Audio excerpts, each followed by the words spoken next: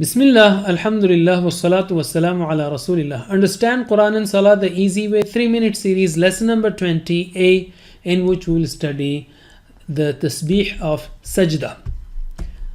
By the end of this lesson, we will learn 84 new words which occur almost 26,500 times in the Quran. Sajda means prostration. In sajda, we say Subhana Rabbiyal A'la.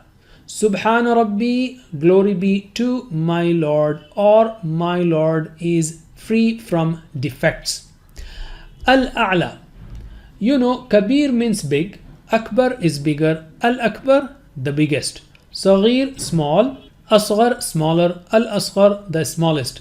Kathir, a lot, Akthar, more, Al-Akthar, the most. Similarly, Aliyun means high, A'la, higher, Al-A'la, the highest, the exalted.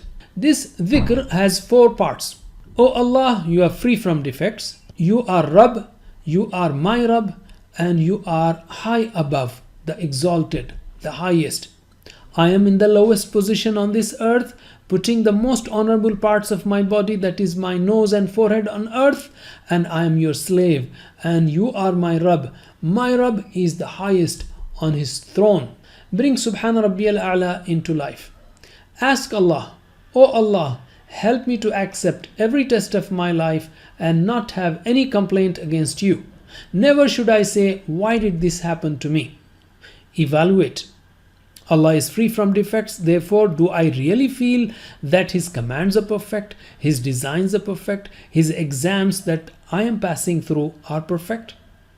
Let us just take this aspect for now and evaluate how many times do I complain about my color, nose, face, physique, family, weather, country, job, etc. And plan. Whatever Allah does is perfect. The situation we are in is either a test and or due to our own faults. We should pray to Allah to help us do our best to change the current situation to a better status. And most importantly, never complain or whine for anything. And that is positive attitude.